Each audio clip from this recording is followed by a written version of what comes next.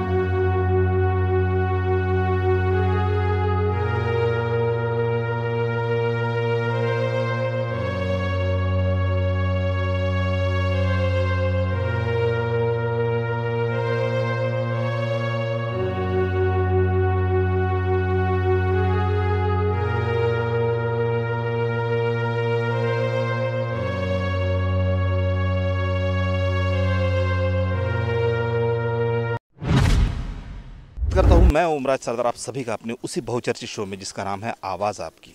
इस वक्त हम लोग नागपुर के प्रभाग क्रमांक 8 भानखेड़ा परिसर में हैं और यहाँ पे मेरे इर्द गिर्द आप कुछ पानी जमा हुआ देख रहे हैं। कल चंद घंटों की बारिश से यहाँ की स्थिति कुछ ऐसी थी कि पानी पूरी तरह भर गया था। तकरीबन 48 घंटे बाद भी यहाँ पर पानी नज़र आ रहा है, क्योंकि पानी निकलने के लिए जगह नहीं है। यहाँ पर ये परिसर गहरा होने की वजह से पानी यहाँ पर जमा होता है, लेकिन ये पानी निकलेगा कैसे? इसके लिए सत्ताधारी लोग, चुन के आए हुए लोग क्या कर रहे हैं, किस तरह से इस पानी के क्या प्रॉब्लम्स, कौन कौन सी समस्या है, क्या क्या इश्यूज है, यहाँ के लोगों से बातचीत करके जानते हैं। 2 तास किंवा 1 तासही आमच्याकडे पाणी आला वरचा बारिशचा, ह्या वस्तीमध्ये इतका पाणी भरून जाते की लोकांचे नीपर्यंत येऊन जाते आणि आतमधल्या रूम जो आपला हॉल आहे तिथपर्यंत पोहोचून जाते। आणि तो पाणी इतका घाण असतो गटरचा असतो, ते गंदगी वरवर असते। लोकांनी कशी वापरण केल्या पाहिजेत? ही जे गटर लाईन आहे बहुतेक जेव्हापासून बनली असेल तेव्हापासून चेंज काही करण्यात आली नाही। ती गटर लाईनचे पाईप पुरे चोक झालेले आहेत, जाम झालेले आहेत, फुटून गेलेले आहेत। अजून किती वर्ष झाले तरी नवीनीकरण काही करण्यात आले नाही। आणि वरून जर हा पाणी भरलेला राहतो तर जे कर्मचारी, मनपाचे कर्मचारी आहेत ते असे नाही म्हणत की पाणी साफ झाला तर आपण यावे, ती गंदगी जे आहे ते सावटावी आणि घेऊन जावी। ती गंदगीवरून आम्हाला चालायला लागतो, गाडी चालवावी लागतो, मुलांना न्यावा लागतो आणि ती गंदगी परत आमच्या घरी आतमध्ये जाते। वरून बिमाऱ्याची धन। आता तुम्हाला माहीत आहे डेंग्यूचा प्रकार किती वाढलेला आहे। डेंग्यू बहुत काही असे बिमारी आहेत जे त्याच्यामुळे होऊ शकतो। म्हणून माझी विनंती आहे की हे जे गटर लाईन आहे त्यांच्याकडे जर हे सरकारने थोडं लक्ष दिला, गव्हर्नमेंटनी, मनपा कर्मचारी किंवा मनपाचे उपाध्यक्ष अध्यक्ष जेही आहेत त्यांनी लक्ष दिला आणि आम्हाला ही प्रॉब्लेम सॉल्व करून दिली तर खूप खूप त्यांचं धन्यवाद। जय भीम। आमच्याकडे गटरचं पाणी एवढा जमा होता, थोडासाही पाऊस आला तर आधी जायचा म्हणा, पण आता एवढ्यात पूर्ण म्हणजे चोकच होऊन जातो। आणि सफाई करण्यावाल्याला जोपर्यंत ते भरत नाही तोपर्यंत कधी येत नाही, आले तरी ते उचलत नाही। 4-4, 8-8 दिवस पडला राहतो तसा। त्याच्यामुळे नुसते आमच्याकडे छोटे छोटे मुलं आहे। आता हा 2 तास फक्त पाऊस आला, त्याच्या कारणानं एवढा पाऊस होता, पाणी होता का संडासात बाथरूमामध्ये एवढा भरलेला। आम्ही दारामध्ये पूर्ण वापरून गेलो, कशी केली असेल, दारामध्ये पूर्ण असा वास यायचा घाणेरडा। अवेळी पावसामुळे जर इतकी घाण होत आहे इथे, पावसाळ्यात किती होतं, परिस्थिती काय राहते? खूपच होते त्रास तेव्हा मात्र आम्हाला। जेव्हा पाऊस येतो तेव्हा त्रास होता। जेव्हा आम्ही 2-3दा विकास कुंभारेकडे, त्या लीडरकडे कितीदा आम्ही गेलो, भिजत गेलो पावसामध्ये 10-10, 12-12 बाया, पण त्यांनी पण म्हटलं आम्ही पाठवतो माणसांना, पण एकाला कोणाला नाही पाठवलं त्यांनी। पण पुष्कळ काय केलं आम्ही, पण काही लक्ष नाही दिलं। कुठल्या पक्षाचे नगरसेवक आहेत? इथे आहेत, काँग्रेसचे आहेत। अच्छा। आणि भाजपाची पण मला तेवढं नाही माहिती, पण आम्ही गेलेलो होतो तेवढं माहिती. नगरसेवकांकडे जाऊन आलात? आम्ही विकास ठाकरे कुमारीकडे गेले होते आणि आमदार आहेत इथले. हो त्यांच्याकडे पण गेले, त्यांनी ते पण बोलले होते. भुट्टो पडकडे पण गेलो होतं, ते आले होते काल इकडे. तर त्यांच्याकडे गेले, ते बोलले की आम्ही पण माणसांना पाठवतो. त्यांनी नाही पाठवलं माणसांना, त्यांनी नाही पाठवलं, कोणालाच नाही पाठवलं. म्हणजे पूर्णपणे दुर्लक्षित केलं जातं. दुर्लक्षित केलं जातं. जोपर्यंत इथे गटर लाईन वगैरे टाकत नाही, लाईन वगैरे आधी लाईन होती रेल्वे लाईन क्रॉसिंगकडे, ती आता बंद झाली. त्याच्या कारणानं पूर्ण पाऊस जमतो आणि पूर्ण मोमीनपुऱ्यापासून पूर्ण हे इकडे हा झांगरीपुरा वगैरे हा पूर्ण पाणी इकडेच येतो सगळा. म्हणजे हा भाग उतार भाग असं पूर्ण इकडेच येतो. त्याच्यामुळे पूर्ण त्रास इकडे शेवटच्या लोकांना, तर आम्हाला खूपच त्रास आहे. आमची समस्या अशी आहे की जे पाऊस येते त्यामुळे पाणी साचलेला राहते आणि आता 2 दिवस पावसामुळे इतके त्रास होत आहे. तर याच्या आधी पावसाळ्यामध्ये खूप आम्हाला त्रास राहते आणि आम्ही नगरसेवकाकडे जातो, वार्ड मेंबर त्यांच्याकडे जातो, तर ते म्हणतात की तुमच्या होटामुळे आम्ही निवडून नाही आलेलो आहोत, तर तुम्ही जा असं म्हणून त्यांनी ते कितीकच वेळेस म्हणजे आम्हाला तिथून हकलला गेल्या. मग आम्ही आमची तक्रार कुणाकडे द्यावी आणि वक्तव्य केलं तुमच्याशी? आता याच्या आधी जे होते कामिल अन्सारी त्यांच्याकडे गेले होते, त्यांनी सुद्धा तेच म्हटले होते. तर असे प्रॉब्लेम येतात आम्हाला, तर आम्ही कुणाकडे जायचं? साधारणतः 2017 फरवरीमध्ये महानगरपालिकेचे इलेक्शन झालेत, निवडणुका झाल्यात आणि 2017 फरवरीपासून आज आपण डिसेंबर 2018 मध्ये आहोत. साधारणतः 2 वर्ष झालेत. 2 वर्षात इथे किती नगरसेवकांनी येऊन महिन्याला किंवा आठवड्याला नाही, एकहीदा येऊन बघत नाही, एकहीदा येत नाही, कोणीच नाही येत.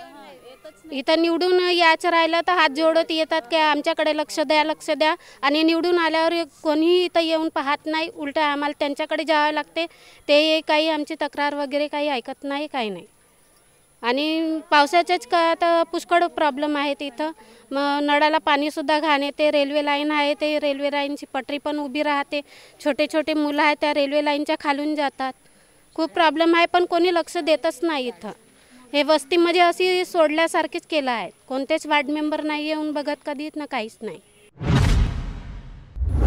आमचा प्रॉब्लेम हाच आहे की आम्हाला येण्या जाण्याचा खूप पुष्कळ त्रास आहे.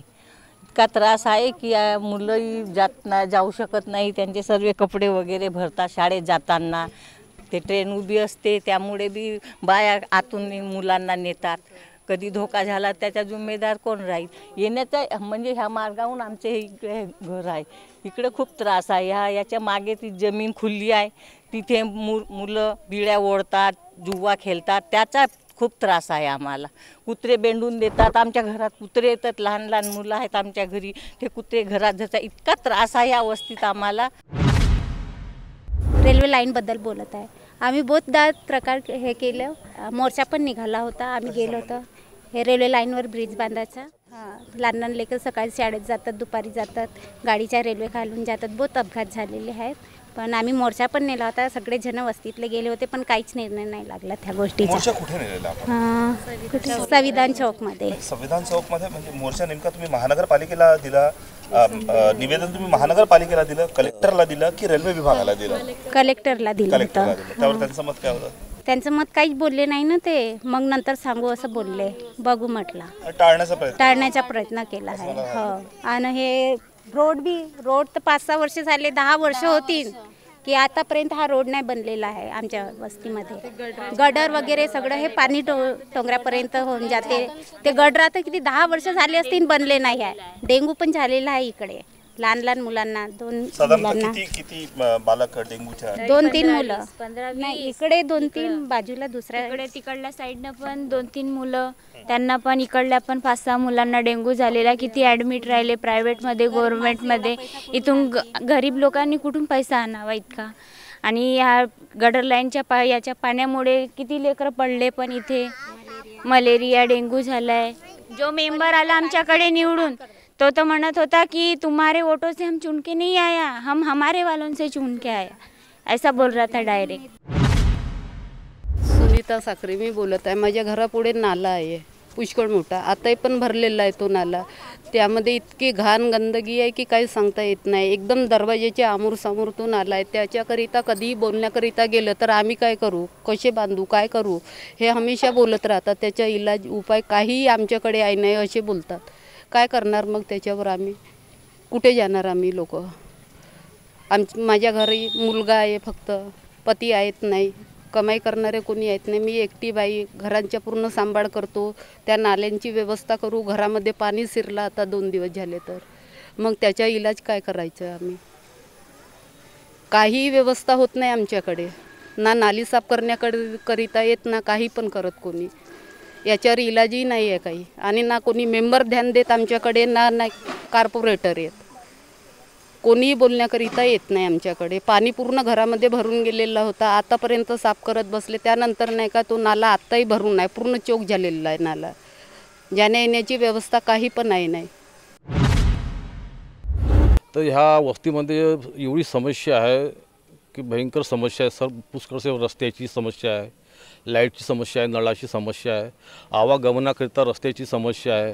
आता 2014पासून आम्ही मला वाटते मोर्चा काढलेला होता. 2015ला पण मोर्चा काढलेला होता, पण प्रशासक काय लक्ष देत नाही. या रस्त्याला वरती आपल्या रेल्वे लाईनवरती अर्धा तास गाडी उभी राहते. लोक विद्यार्थी आहेत, आवागमन करणारे लोक आहेत, कामधंदेवाले आहेत, किंवा इमर्जन्सीमध्ये कुणाला दवाखान्यात जायचं आहे किंवा कुठं, तर याच्याकरता एवढे अडून राहतात लोक. पुष्कळ ही मोठी गंभीर समस्या भानखेड्याची. आणि रस्ता एकमेव रस्ता भानखेडलेला आहे, पण ती अतिक्रमणानं घेरलेलेला आहे. तर प्रशासकांनी याच्यावरती लक्ष द्यावा आणि लवकरात लवकर आमचे काम करून द्यावा. निवेदन कोणाला दिले? हे निवेदन दिलेलं आहे. हां, निवेदन तर मी प्रधानमंत्र्यापासून तर अधिकाऱ्यापर्यंत दिलेलं आहे. मुख्यमंत्री आहेत किंवा समाज न्याय मंत्री आहे, आपला खासदार आहेत, आपले गडकरी साहेब आहेत, आमदार आहेत, उत्तर नागपूरचे आमदार आहेत, मध्य नागपूरचे आहेत, गिरीश व्यास आमदार आहेत. सर्वांना आम्ही निवेदन दिलेलं आहे. आणि जे काय प्रशासकीय अधिकारी आहेत, NMC आहे, NIT आहे, सर्वांना निवेदन दिलेलं आहे. आणि देत हा 2014पासून तर आता 2018पर्यंत आमच्याकडे एवढा मोठा बंच झालेला आहे आणि काही लक्ष देत नाही ना. आमची गंभीर समस्या म्हणलं ती एक रस्त्याची आहे, रेल्वे लाईनवर. हे आम्हाला म्हणजे प्रशासकांनी सोय करून द्यावा हीच विनंती. मैं हेमंत नंदेश्वर। तो ये हाल है प्रभाग नंबर 8 भानखेड़ा परिसर का। झुग्गी झोपड़ियों का ये बहुत पुराना एरिया है, तकरीबन 30-40 साल पुराना एरिया होने के बावजूद भी इस एरिया पर बिल्कुल भी ध्यान नहीं दिया जा रहा है। एक तरफ सरकार तो विकास की बहुत बातें कर रही है, लेकिन विकास का यहाँ पर नामो निशान नज़र नहीं आ रहा है। चंद घंटों की बारिश से हाल यहाँ पर लोगों का हमने जाना किस तरह से था, तो बरसात के दिनों में क्या स्थिति रहती होगी। एक नहीं 4 नगर सेवक होने के बावजूद चारों में से किसी का भी ध्यान इस परिसर में नहीं। इस परिसर के जो विधायक है, जिन्हें हम लोग आमदार भी कहते हैं, वो आमदार भी बीजेपी के ही है, लेकिन फिर भी इस एरिया को पूरी तरह इग्नोर किया जाता है। कुछ लोगों ने ये भी बात कही है कि भेदभाव किया जाता है। हकीकत है, अगर भेदभाव नहीं किया गया होता तो शायद इस परिसर पर भी ध्यान दिया गया होता। दलित वस्ती सुधारित फंड नाम का भी एक फ़ंड निकलता है, जिस फंड के तहत काफ़ी पैसा आता है, लेकिन उस फंड का इस्तेमाल यहाँ पर हो रहा है या नहीं हो रहा है, ये भी एक सवाल है। RTI माहिती अधिकार के तहत जो जानकारी निकली है, 2011-12 के करीब तकरीबन 1,83,00,000 का दलित वस्ती सुधारित फंड जो इस परिसर के लिए निकला था, वो फंड का अभी भी कुछ ठीक ढंग से पता नहीं चला है। तो विकास की अगर हम लोग बात करते हैं तो क्या वाकई में इस तरह से विकास शहरों का होगा।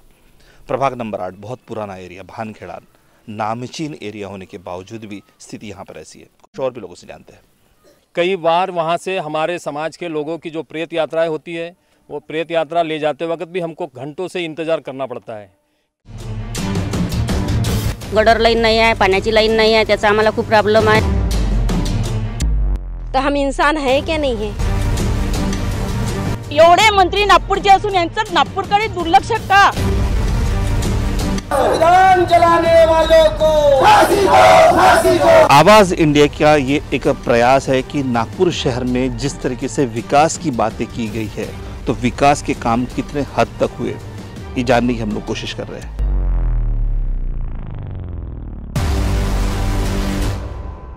ये काफ़ी पुरानी बस्ती है, जबकि राजा बुलंद शाह जब ये राजा यहाँ पे रह चुके हैं, उस ज़माने की ये बस्ती है कि यहाँ पे सिर्फ टापू थे, जो 6-7 टापू या 9 टापू में से एक भानखेड़ा करके ये बस्ती है। आज 300-350 साल पुरानी बस्ती है भानखेड़ा। कहने का मतलब ये है कि जब कोई भी बस्ती नहीं यहाँ पे बैठी थी, लेकिन एक भानखेड़ा बैठता था। यहाँ से हम देखते थे, हमारे पिताजी दादाजी हम बताते थे कि बोले जब हम यहाँ से देखते थे तो बोले पूरा मैदान दिखता था, मैदान दिखता था। ये इतनी पुरानी बस्ती, लेकिन यहाँ पे अच्छे होनहार लोग यहाँ पे आके बैठते थे। लेकिन कहने का मतलब ये है कि ये बस्ती को एक उदासीन के तौर पर रखा गया है। कहने का मतलब मेरा ये है कि ये भानखेड़ा बस्ती, यहाँ पे अच्छे अच्छे लोग, डॉक्टर, इंजीनियर और साहित्यिक और जिसको राजनीतिक भी लोग यहाँ से निकले हुए हैं। कहने का मतलब मेरा ये है कि इस बस्ती को कोई भी सुविधा से वंचित किया गया। आज तुम अभी यहाँ से आप आए हो, रास्ता देखोगे, इतना सरकरा रास्ता है कि एक एम्बुलेंस भी ठीक ढंग से जा नहीं सकती। अगर मान लो कि इस बस्ती को अगर कभी इधर में अंगार लग गई तो पूरी बस्ती या खाक हो सकती है, क्योंकि फायर ब्रिगेड की गाड़ी आएंगी तो कहाँ आएंगी, और मोमिनपुरे से तो पानी तो सप्लाई नहीं कर सकता है। कहने का मतलब हमने बहुत बार उनको बोला कि भाई हम बौद्ध समाज के लोग, आप मुस्लिम समाज के लोग हैं, एक ही रास्ता अपने को आने के लिए और जाने के लिए, तो इसको ऐसी ढंग से आप करो कि अपना अगर मकान आप बनाते हो तो मकान को सही जगह में जितना आपका पोर्शन है उतना ही बनाइए, आपको बढ़ाना नहीं है। वो कुछ मानते नहीं। ये तो लोगों ने किया हुआ अतिक्रमण, उस वजह से रास्ते छोटे हो गए सरकार के ऊपर, तो दबाव नहीं डाल सकते। दूसरी हमारी गलतियां है, नहीं अपनी गलतियां है, लेकिन गवर्नमेंट के पास में अभी गवर्नमेंट जब बड़े बड़े रास्ते रुंदीकरण कर रहे, चौड़ीकरण कर रहे, तो इसको क्यों नहीं कर, इस हाँ अतिक्रमण हटाया जाए। ये सब ये एक मुद्दा। दूसरा मुद्दा ये है कि इसमें रास्ते तो ऐसी है कि मेरे ख्याल से कि 10 साल में बने, 15 साल में बने, एक आधी बार बन गए। दूसरे बस्ती में जाएंगे तो ऐसी थर के थर सीमेंट के रास्ते, जहाँ पे यानी लाखों क्या करोड़ों रुपए खर्चा किया जा रहा है। लेकिन भानखेड़े के रास्ते के लिए अगर आप देखोगे तो मेरे ख्याल से 1 लाख भी खर्चा नहीं करता है। आज इतना बड़ा हमारा जो ये आमदार जिसको बोलते हैं हम, विकास कुंभारे, जब वो इलेक्शन के वक्त आता है, बोलता है तुम्हारी क्या समस्या है, हम कर देंगे, इतना बड़ा फंड आता है, हम पूरा तुम्हारे भानखेड़े के ऊपर नौचार कर देंगे। लेकिन देखोगे तो कुछ भी नहीं, नथिंग है, कुछ भी नहीं। उसके बाद में यहाँ के जो नगर सेवक वगैरह है जो चुन के आए हैं वो भी ध्यान नहीं देते हैं। रास्ते की बोलो तो जब भी, अब भाई लोगों ने बताया है कि थोड़ा सा भी पानी आया यहाँ पे पूरा उन्होंने क्या कर दिया, डाइवर्ट कर दिए, लाइनों को डाइवर्ट कर दिए। पहले जब हरदास टेम्बोर ने जब नगर सेवक थे, उन्होंने जो ड्रेनेज लाइन जो बिछाई थी, उन्होंने इस हिसाब से बिछाई थी कि भैया इधर का जो भी ये पट्टा है तो इधर ही डाइवर्स हो, उधर का जैसे हमारे भानखेड़े के बाजू में जो कोष्टी मोहल्ला है उनका जो ड्रेनेज लाइन हो अलग से निकले, इधर में जो मोमिडियन भाई रहते हैं उनका ड्रेनेज लाइन अलग से निकले। लेकिन जब वो नगर सेवक थे तो उनका सिस्टम सही था, लेकिन उसके बाद में जब नए नगर सेवक आए तो उन्होंने ड्रेनेज सिस्टम को छेड़ा, ड्रेनेज सिस्टम को छोड़ा और पूरे ड्रेनेज लाइन उन्होंने भानखेड़े के लाइन को जोड़ दिए। अब एक ही ड्रेनेज लाइन को अगर सप्लाई करते हो तो वो ड्रेनेज लाइन तो चलने वाला नहीं है, ख़राब हो जाएगा। इसलिए ये ओवरफ्लो हम बात में उनको बताते भी थे, बारी बारी में जाते हैं उनके पास में, बोलते हैं कि सर 8 इंच की लाइन है उसको 12 इंच की करो, 12 इंच की लाइन को 20 इंच की करो, 22 इंच की करो, क्योंकि ये समस्या हमें पैदा ना हो। वो बोलते हैं ठीक है हम करवा देंगे, लेकिन करता कोई नहीं। उसके बाद में यहाँ पे सबसे मेन समस्या ये है कि घंटों से यहाँ पे रेलवे लाइन पे गाड़ियाँ रहती है, खड़ी गाड़ियाँ रहती है। हमने 2014 से हमने मोर्चे निकाले, मोर्चे निकालने के बाद में यहाँ के खासदार जो लोग बोलते हैं नितिन गडकरी बहुत बढ़िया काम करता है, काम कुछ नहीं करता सर। हम इतने बार गए, ये निवेदन दिए, सिर्फ हमको आश्वासन देता हो जाएगा, हम कर देंगे तुम्हारा, हो जाएगा। आज देखो तो ये हमारे पास में इतना बॉयलर जमा हो गया। यहाँ तक हम जब भी यानी यहाँ पे असेंबली आती है हम निवेदन देते रहते हैं, वो बोलते हैं हम करवा देंगे, करता कुछ नहीं, कोई नहीं करता। पिछले वक्त में भी दिए, उन्होंने बोले कि ठीक है एक सर्वे के लिए हम आदमी भेजते हैं, वो सर्वेयर आएगा, देखेगा कहाँ से तुमको ये करना है, क्या करना है, वो अभी तक उसका पता नहीं। अभी जो समाज कल्याण मंत्री राजकुमार बडोले जी है उनको भी दिए, उनका जो असिस्टेंट है दिलीप कांबड़े बराबर, उनको भी हमने निवेदन दिए, उन्होंने भी बोले कि हम आदमी भेजते हैं, करते हैं, तुम्हारी समस्या हो जाएगी। कुछ भी समस्या नहीं, कोई आदमी नहीं आया, हम देखते रहते ऐसी टक लगा के कि कब आएगा, कोई आ नहीं रहा है। ये इसमें हम रह रहे हैं, ऐसे रह रहे हैं कि आज ऐसी पोजीशन आई है कि हमको लगता है कि यह बस्ती से निकल जाना चाहिए, लेकिन निकल जाने से ये समस्या हल नहीं होंगी। समस्या को फेस कर रहे हैं हम। ये देखिए सर, पूरे लोग यहाँ पे आके खड़े हैं। समस्या इतनी समस्या है, गंभीर समस्या है। लोगों को, छोटे छोटे बच्चे को डेंगू हो रहा, मलेरिया हो रहा। यहाँ गरीब तबके के लोग काफ़ी रहते हैं, बेचारे वो इलाज करने के लिए उनके पास पैसा नहीं। लेकिन ये प्रशासन आँख मूंद के खड़ा है, प्रशासन कोई ध्यान नहीं, किसी का ध्यान नहीं। हमारा कहना यही है कि अगर तुम हमारे समस्या का अगर निराकरण नहीं करेंगे तो हम चाहते हैं कि हम एक दिन जन आंदोलन हम करने का विचार करेंगे। यहाँ की समस्या, जो प्रमुख समस्या है, जो लोगों की जान माल की नुकसान हो सकता है, ऐसी जो समस्या है, प्रमुख समस्या वो जो है मेरे नज़र में भानखेड़ा से लस्करीबाग के बीच में जो रेलवे लाइन बची है, पहले तो 3 रेलवे लाइन थी, आज 4 रेलवे लाइन हो गए और आए दिन वहाँ पे रेल गाड़ियाँ खड़ी रहती है। कम से कम 1 किलोमीटर लंबी मालगाड़ी खड़ी रहती है। कई बार वहाँ से हमारे समाज के लोगों की जो प्रेत यात्राएं होती है, वो प्रेत यात्रा ले जाते वक्त भी हमको घंटों से इंतज़ार करना पड़ता है। कई दफ़ा ऐसे भी हुआ है कि हम लोग वो इंजन खड़ा रहता है नाले के तक, वहाँ तक वो प्रेत यात्रा ले जाकर इंजन को राउंड मार के फिर वापस इसी जगह से आते हैं। हमारे यहाँ के लोग इतने पैसे वाले लोग नहीं है जो 500 मीटर जाने के लिए 2 किलोमीटर का फासला, जो आज पेट्रोल भी महंगा होते जा रहा है, 2 किलोमीटर का फासला, यानी पेट्रोल भी वेस्ट हो रहा है, पैसा भी वेस्ट हो रहा है। सिर्फ 500 मीटर जाने के लिए हमको 2 किलोमीटर का फासला सहन करके जाना पड़ता है। मैं तो चाहूँगा, शासन से विनती करता हूँ कि उन्होंने जिस तरह से इतवारा स्टेशन से लेकर पाचपौली फाटक तक 700 मीटर के अंतर्गत में, जरा आपको दिखाना चाहेंगे, ये हमारे 700 मीटर के अंतर्गत में 4 ओवरब्रिज है और 2 लेवलिंग क्रॉस रोड है। लेकिन पाचपौली फाटक से लेके पहलवान साहबाबाद दरगाह, ये 1.5 किलोमीटर का अंतर है। ये मैं नहीं कहता हूँ, डीआरएम ने सर्वे किया हुआ है और डीआरएम ने गडकरी जी को निवेदन दिया है कि भैया हम लोग तो यहाँ से सर्वे किया है, जो 1.5 किलोमीटर का फासला है, यहाँ पर एक भी समपार नहीं होने से हम लोग वहाँ से आरओबी या आरयूबी बना नहीं सकते।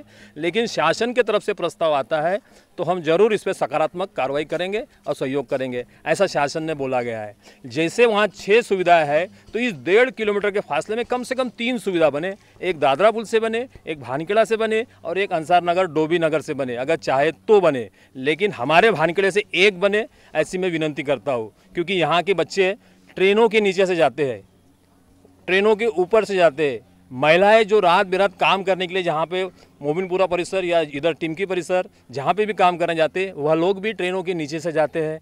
उनकी जान माल को नुकसान अगर हो जाए तो रेलवे का कंपनसेशन भी नहीं मिलता। हाल ही में 1-2 साल पहले हमारे बस्ती का एक लड़का लाइन क्रॉस कर रहा था, दोनों पैर गवा बैठा।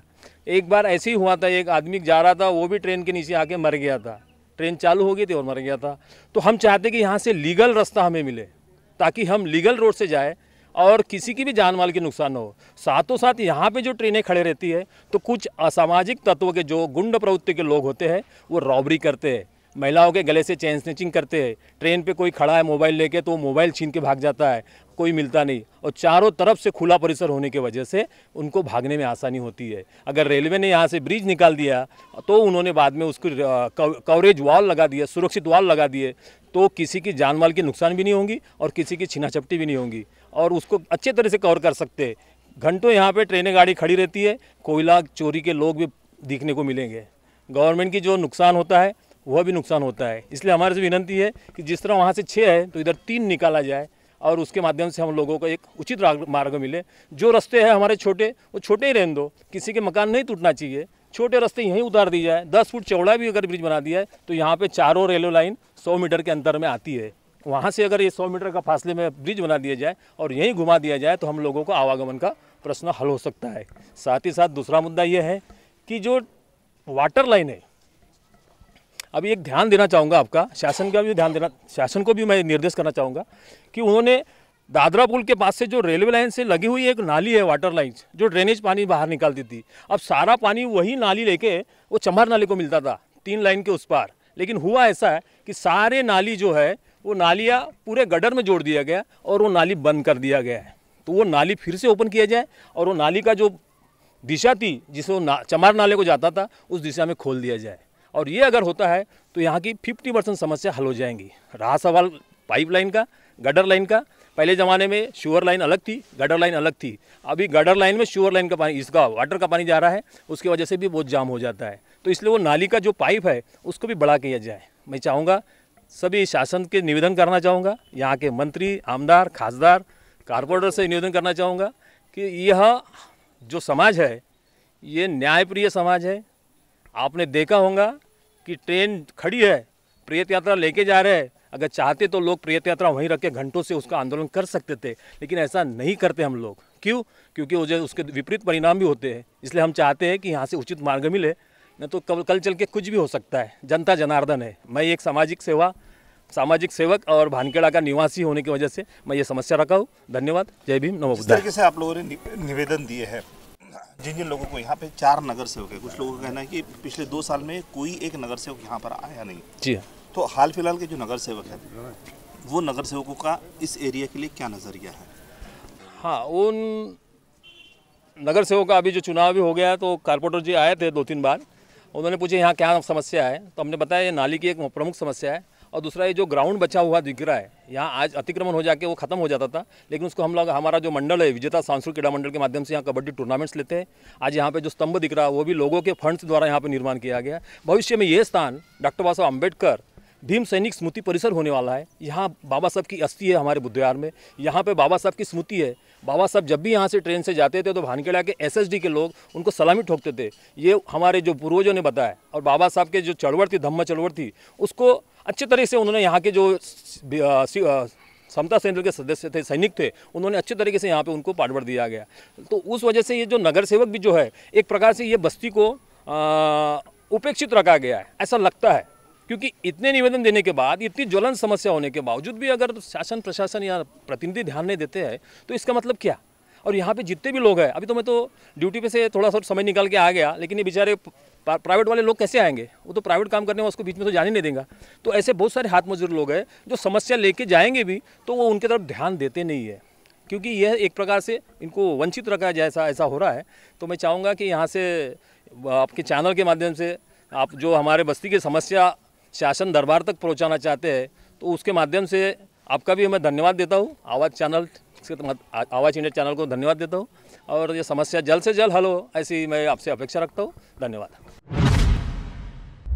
हे जो नालीची जो गटर लाईनची समस्या आहे, पाणी आल्यानंच भरत नाही, पण पाणी न आल्यानं पण गटर लाईन चोकअप होतात, आणि कईयो दिवसामुळं ते टाके कधीही काढत नाही। जेव्हाही कंप्लेंट टाकायला गेला वार्डामध्ये तेव्हाही ते माणसं इथं पाठवत नाही, आणि कित्येकदा मी आपल्या हाताने गटर लाईन साफ केलेली आहे, वरतून जनतानं बघितलं आहे, आणि तो पाणी पुरा इकडं जमा होतो, आणि इथं रेल्वे लाईन असल्यामुळं पाणी जायला कुठंच जागा नाही। वरतून कोणी इथं नगरसेवक नाही आहेत। आता 2017मध्ये जो इलेक्शन झाला तिथून एकही नगरसेवक आत्तापर्यंत ह्या वार्डामध्ये ढुकून बघितला नाही। कारण काय? जनता निवडून देतो कशासाठी? यांना घरी बसासाठी? की त्यांचे समस्या जे आहेत ते सोडवून घेणं त्यांचं कर्तव्य आहे। आणि जे कर्मचारी आहेत, जे दरोगा आहेत, जमदार आहेत, यांच्याकडे गेला तर ते पहिले मोमीनपुऱ्याच्या साईड बघतात, मग भानखेड्याच्या साईड कवा बघतील? कचऱ्याची गाडी आणतील भरून सऱ्याने पुरं इथेच आणतील, मग भानखेड्याच्या जनतेने कचरा कुठं टाकावा? तो कचरा रोडाने सांडत जातो गाडी फुल झाल्यावर। तर अशी समस्या आहे भानखेड्याची। वरतून जे लहान लहान विद्यार्थी आहेत, आता हेमंत भाऊंना सांगितलंच आहे, 2-2 घंटे 3-3 घंटे इथं रेल्वे लाईन मालगाडी थांबतो। वरतून लहान मुलांना एवढी तकलीफ आहे की ते शाळेमध्ये जायला कन्नी कतरतात, कारण की त्यांच्या कधीही धोका होऊ शकते रेल्वे लाईनच्या खालतून जाण्यापूर्वी। अशी समस्या आहे भानखेड्याची। त्याकरिता तो ब्रिज म्हणलेला आहे, तो बनवून दिला पाहिजे प्रशासनानं, आणि त्या समस्याकडे लक्ष दिलं पाहिजे। जय भीम। समस्या अशी आहे आपल्या भानखेड्यातली, मी लहान होतो त्याच्या काही वर्षी बघतो मी नाली त्या रेल्वे पट्टीवर मी मधामधून नाला बघितला होता।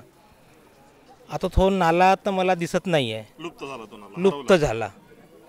कारण पाण्याची समस्या अशी का तर पाणी इथूनच जाणारे मार्ग झाला. हे भिंत बनली त्यामुळे तिकडं पार होत नाही. काही मागच्या वेळेस वार्ड मेंबर जेव्हा प्रभाग जेव्हा बनला तयार झाला तेव्हा त्यावेळेस की नाही 3 प्रभाग होते, आता 4 झाला. 3 प्रभागमुळे तिकडनं त्यांनी रस्ता बनवण्यात आला. रस्ता जेव्हा बनवला तिकडनं चढाव झाला, इकडनं खोलभाग झाला. म्हणून इकडनं पाणी तिकडं काही जाणार आहे नाही. त्यामुळे आता कशी समस्या असते, काल आता पाण्यामुळे झगडा झाला, फसाद झाला. ते म्हणतात तिकडं पाणी येऊ नाही देणार आम्ही नाही. आता पाणी जाणार कुठं, म्हणून इथंच जमा. आता काल सकाळी पाणी आला आणि रात्रभर पाणी थांबला इथं. आता गोष्ट अशी येते का शाळेतल्या मुलांना तर जावावं कसं, मार्ग एकच आहे, तिकडनं जाण्याकरता मार्ग एकच आहे. आता इथं खाजगी काम करणारे आहेत म्हणून कोणी आपापल्या लेकराला पायी पायी नेतात. दुसरी गोष्ट असं आहे का आता जे मुलाला आपण शाळेत नेतो त्यांनाही पटरीच्या खालून न्यावं लागतं, अशी समस्या. वरून गंदी इथं घाण नेण्याला मार्गच नाही. त्यामुळे समस्या अशी आहे की लवकरात लवकर समस्या दूर करावं असे प्रशासनाला आम्ही अभिवादन करतो.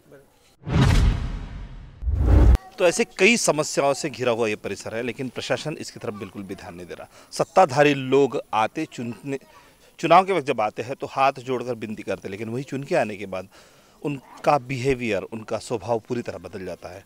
साफ तौर पर यह कहा जाता है कि आपकी बदौलत हम लोग चुनकर नहीं आए तो यहाँ पर ध्यान क्यों दें. कुछ ऐसा ही वाकया, कुछ ऐसे ही हादसे यहाँ पर भी हो रहे हैं. पीछे में रेलवे ट्रैक का एक बहुत बड़ा इशू, ना तो यहाँ से शव यात्रा ले जा सकते हैं और ना ही यहाँ से आवागमन कर सकते हैं. रास्ते काफ़ी छोटे, पुराना एरिया होने की वजह से रास्ते छोटे हैं.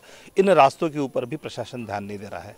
शहर में हर जगह विकास का काम तो बहुत तेज गति से चल रहा है, सीमेंट रोड बन रहे हैं, लेकिन जहाँ पर वाकई में रास्तों की ज़रूरत है उन परिसर को ही इग्नोर किया जा रहा है. ये स्थिति भानखेड़े की है. क्या वाकई में जिस स्मार्ट सिटी का हमें सपना दिखाया जा रहा है वो स्मार्ट सिटी ऐसी रहेगी, और क्या उम्मीद करें इस सरकार से? कब तक होगा ये प्रॉब्लम सॉल्व, और कितने दिन इन लोगों को इसी तरह से झगड़ते रहना पड़ेगा, सत्ताधारियों के साथ, सरकारी कर्मचारियों के साथ, प्रशासन के साथ? कब तक इसी तरह से सिलसिला चलता रहेगा? क्या इस बस्ती को इसलिए इग्नोर किया जा रहा है कि बुद्धिस्ट लोगों की बस्ती है? क्या भेदभाव किया जा रहा है? बहुत सारे सवाल हैं. इन सारे सवालों का जवाब मिलेगा तो कब मिलेगा? उम्मीद तो करते हैं कि इनका जो प्रॉब्लम है वो जल्द से जल्द सॉल्व हो, लेकिन सॉल्व करेगा कौन? आमदार सिर्फ आश्वासन देते हैं, खासदार वो भी आश्वासन देते हैं, और नगर सेवक वो भी आश्वासन देते हैं. जिस तरीके से आश्वासन इनके पेट में दिए जा रहे, इन्हें खिलाए जा रहे हैं, वो आश्वासनों की पूर्ति कब होगी? कितने दिन और इसी तरह से संघर्ष करना पड़ेगा? निवेदन पर निवेदन देने के बावजूद भी अगर काम नहीं होता है तो क्या करना चाहिए? बहुत सारे सवालों के साथ आज के इस एपिसोड में यहीं रुकते हैं. मिलते हैं अगले एपिसोड में. जुड़े रहिए आवाज़ इंडिया के साथ.